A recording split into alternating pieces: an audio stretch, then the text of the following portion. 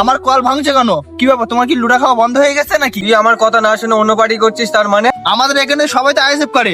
যাও তাহলে তাদের বাড়ি গিয়ে কলগুলো ভেঙে দাও। আমি একটা কিউনো ভিডিও বানাবো, আপনাদের মনে কোনো প্রশ্ন থাকলে করতে পারেন কমেন্ট বক্সে। ভিডিও দেখেন এবার। আমি আইএসএফ করি বলে আমার কল নিজে ভেঙে দিয়েছে। বুঝতে পারছো? আমি আমার কল ভেঙে দিয়েছে, আমার কল করেছি, কলের হাত ভেঙে দিয়েছে। ঠিক আছে, এই তাড়াতাড়ি খোল, আলা দাঁড়িয়ে আছে, বিক্রি করে দেবো। কি হলো প্রধান সাহেব, আমাদের কল খুলছেন কেন? কি হলো প্রধান সাহেব, কথা বলছেন না কেন? মুখে কি হয়েছে? আমার মাথা বেশি গরম করাস না, আমি যা করছি ঠিকই করছি, যা তুই এখান থেকে। আমার বাড়ি উঠোনে দাঁড়িয়ে আমাকে বলছেন যান এখান থেকে। আমার বাড়ি ঢুকে আমার কল খুলে নিয়ে যাচ্ছেন, তার মানে এটা কি তোমার পার্টির অফিস পেয়েছেন নাকি? আমার কল ভাঙছে কেন? কি ব্যাপার, তোমার কি লুডা খাওয়া বন্ধ হয়ে গেছে নাকি? শোন প্রেমিক, তুই বলে খুব বাড়াবাড়ি করছিস। কি বাড়াবাড়ি করছি? কিছু না, তোর কল আমি এখানেই ভেঙে দিয়ে চলে যাবো, তুই আমার কিছু করতে পারবি না। এই কল কি তুমি বসিয়ে দিয়েছিলে না তোমার দলাল লোক বসিয়ে দিয়েছিল যে আমি কিছু বলতে পারবো না? প্রধান সাহেবের কল খোলা যাচ্ছে না, ভেঙে ফেলতে হবে। আরে খোলা না যায়, ভেঙে ফেল না। আরে প্রধান সাহেব দাঁড়াও, কলটা কি জন্য ভাঙবে সেটা তো বলো।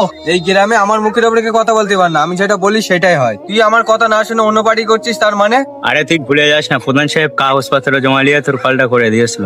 হ্যাঁ, এমন করে বলছি কিন্তু প্রধান সাহেব আমার গাড়ির পরে দিয়ে আমার কল করে দিয়েছিল। আমাদের এখানে সবাই তো আইএসএফ করে।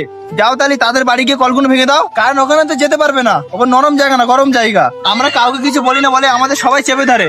ওই যে নরম জায়গায় সবাই চেপে ধরতে ভালো লাগে। এত বড় বড় লেকচার দিচ্ছিস না, তোকে আমি পরে দেখছি, দাঁড়া। এই চল এখান থেকে। আরে হ্যাঁ, যাও দিন এখান থেকে। এই চল এখান থেকে। আচ্ছা ভাই, একটা কথা বল দিন, প্রধান সাহেবের কি বাড়ির থেকে লুটা খাওয়া বন্ধ হয়ে গিয়েছে? কেন ভাই, হঠাৎ করে ওই কথা বলছিস কেন?